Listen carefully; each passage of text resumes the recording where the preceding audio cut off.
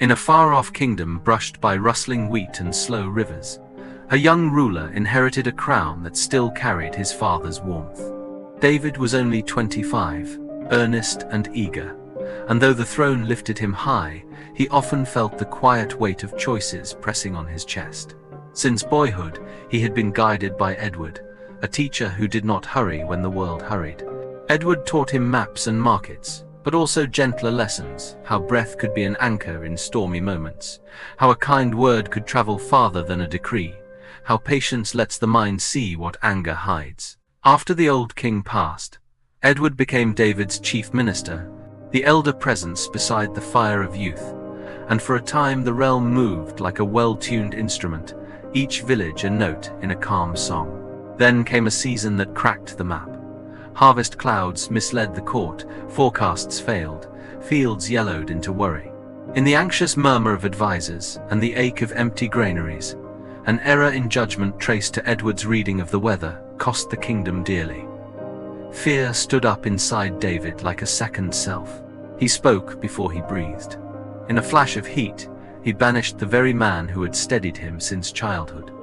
The order left his mouth like an arrow he could not call back. Edward bowed with the humility of one who has watched many dawns.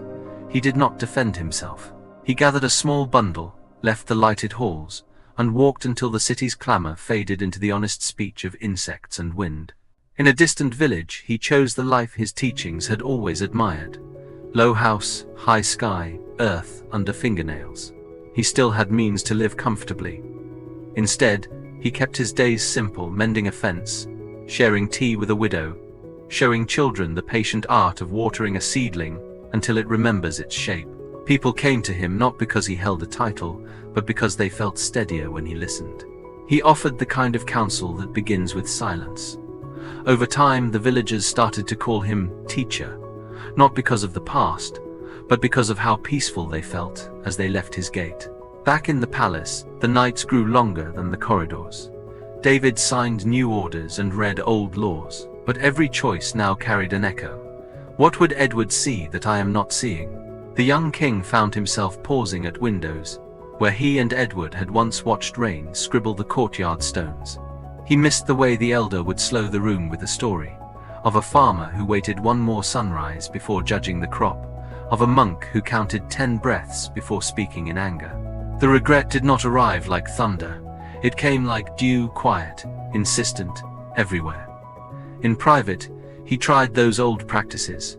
One hand on the belly, in-breath like a tide, out-breath like a bell fading. With each breath, the memory sharpened, not just of a mentor's wisdom, but of his own unguarded harm. Meanwhile, the kingdom's needs did not wait.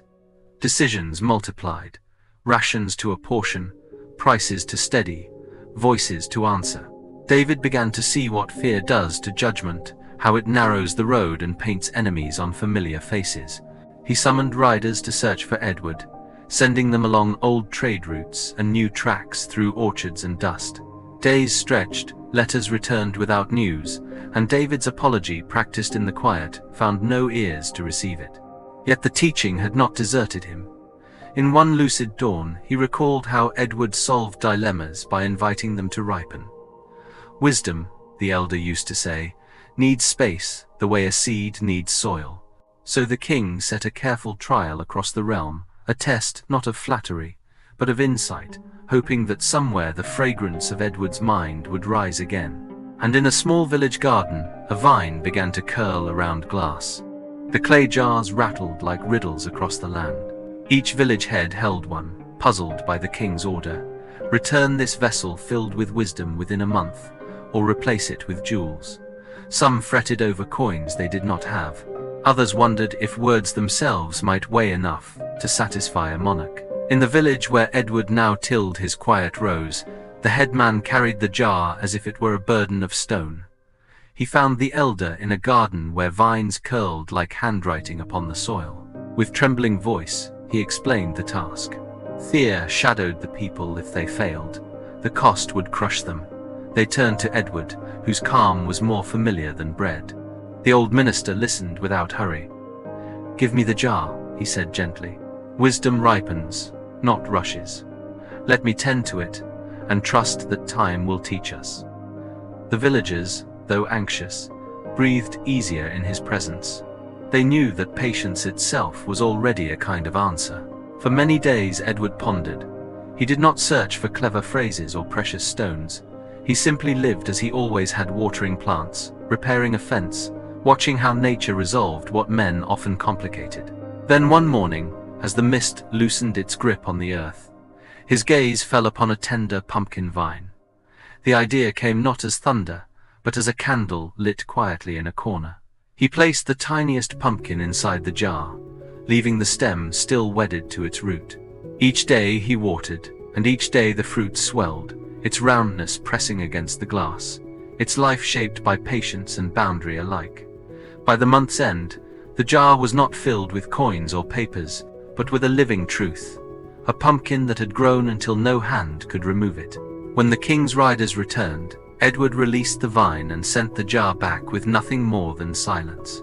In the palace, David held it with both awe and recognition. The sight of that swollen fruit, nurtured in a prison yet flourishing, struck him like a sermon without words. "Only Edward could have taught a jar to hold wisdom this way," he whispered, and in that whisper trembled both regret and resolve. He saddled his own horse, no longer willing to hide behind decrees, determined to find the man he had wronged. And the villagers, watching the jar depart, learned a lesson too, that wisdom is not always spoken. Sometimes it is grown, tended, and revealed only in its own time. The pumpkin in the jar became their quiet parable, that patience, like soil and water, can turn impossibility into nourishment. The road stretched long beneath the hooves of the king's horse, each mile echoing with memories he could not silence. David rode not as a ruler that day, but as a student who had cast away his teacher. In the villages he passed, he asked with humility if anyone had seen an elder with eyes like calm rivers. Some shook their heads, others smiled faintly, pointing toward distant fields. Whispers gathered ahead of him, as if the land itself wished to guide reconciliation. At last, in a modest village hemmed by wheat and laughter, he saw a figure bent over rows of vegetables, hands stained with honest soil.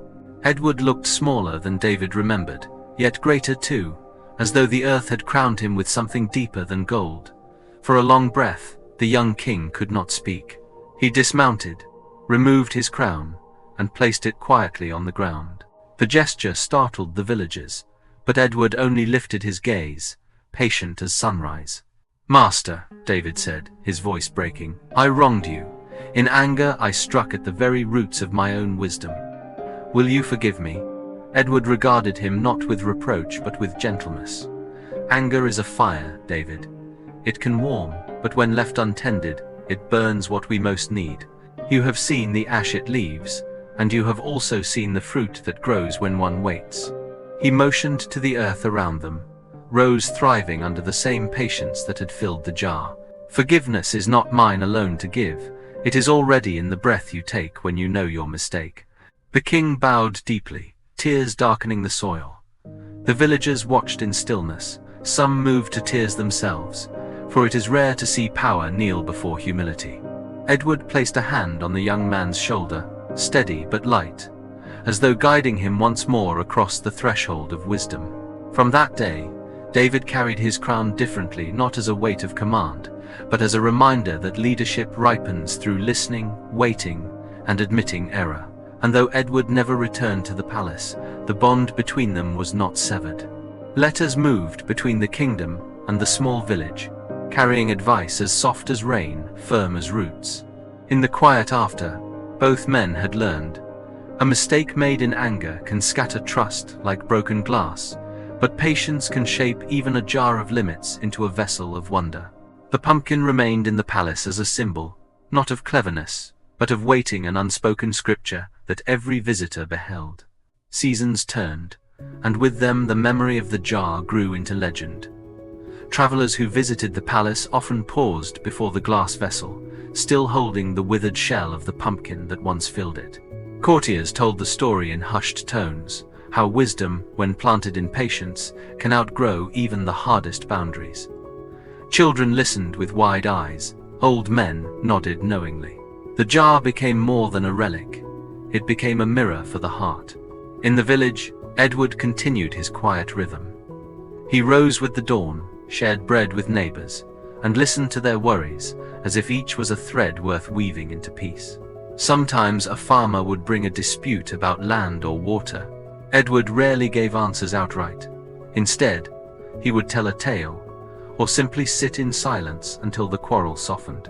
The villagers began to realize that often the solution was not hidden in clever words, but in the calm that comes when anger is allowed to dissolve. King David, though young in years, was ripening in spirit. His counselors noticed he now paused longer before giving orders, sometimes closing his eyes, sometimes tracing slow breaths. When advisors urged haste, he would reply, "A seed grows no faster when shouted at." His kingdom, once shaken by scarcity, began to steady again, not only through policy, but through the calmer heart of its ruler. Yet the story did not end with triumph or with sorrow. Life went on. New harvests brought both abundance and loss. Rains came late some years, early in others. Edward aged, his hair silvering like morning frost, while David matured into a king who knew the taste of regret and the strength of humility. Neither man claimed perfection. Both accepted that missteps are part of the path. And perhaps that was the deepest lesson, the kind that cannot be sealed in a jar. Wisdom is not a jewel to hoard, nor a decree to enforce. It is a living thing, fragile as a seed, resilient as a vine, asking only for time, care, and trust. The story leaves us not with an ending, but with an open gate. Each of us must choose whether to act in haste or to breathe, whether to let anger decide or to wait for patience to ripen. Somewhere in that choice, a jar waits for its pumpkin.